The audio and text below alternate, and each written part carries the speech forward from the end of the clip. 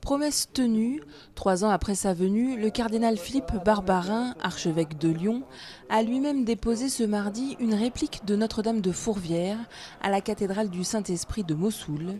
De la rencontre de 2014 est né le jumelage du diocèse de Lyon et celui de Mossoul. Depuis, une forte amitié lie les deux diocèses. Promesse, c'est un mot qui est tout près d'évangile. Dans le Nouveau Testament, ça s'appelle évangile. Et donc la grande joie, c'est quand la promesse s'accomplit. Voilà. Ça, c'est la meilleure bonne nouvelle. C'est ça, un évangile, c'est une promesse que Dieu a mise dans nos cœurs et que nous avons faite et qui est tenue. Et cette toute petite statue de rien du tout, elle est un très joli symbole d'une amitié forte qui, j'espère, a apporté quelque chose et qui, en tout cas, nous a beaucoup transformés. Voilà. Parce qu'on s'est aperçu qu'on ne peut pas vivre en regardant de loin ou en apprenant seulement dans les journaux les souffrances des autres, mais qu'il faut être avec eux. Aujourd'hui, je fais chapelain d'honneur de la basilique de Fourvière, sa béatitude le patriarche. Merci, voilà. merci Et ça, c'est la croix du chapelain.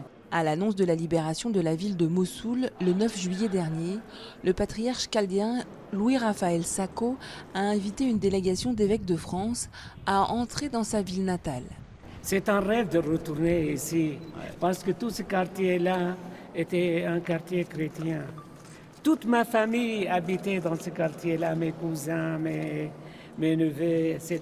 Et notre maison, c'est pas loin d'ici. L'occasion pour la délégation de se rendre sur les ruines de 5 églises chrétiennes de Mossoul-Est. Les 24 églises que comptait la ville avant l'arrivée de l'État islamique sont détruites. Mais les évêques constatent que malgré les drames, une vie tente de reprendre doucement.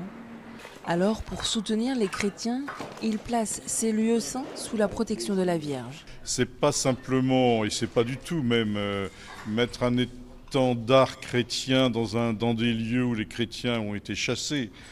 Parce que Marie est aussi reconnue par les musulmans. Et dans beaucoup de sanctuaires du Moyen-Orient, en Turquie, en Égypte, au Liban, beaucoup de femmes musulmanes viennent se recueillir devant Marie. Et donc en apportant ces statues de Marie, on donne aussi un message de paix à l'ensemble de la population.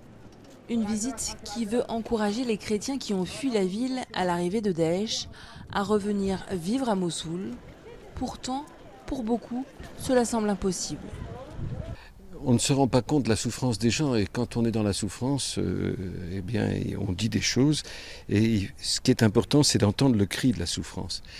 Il me semble que nous devons, nous en France, montrer qu'il est possible de travailler de vivre avec des musulmans et de montrer que c'est possible et que, avec l'exemple des Allemands, nous montrons qu'il y a un au-delà de la haine qui est possible et que, au fond, l'au-delà de la haine peut-être creuse plus profond. Le pardon construit plus que le don.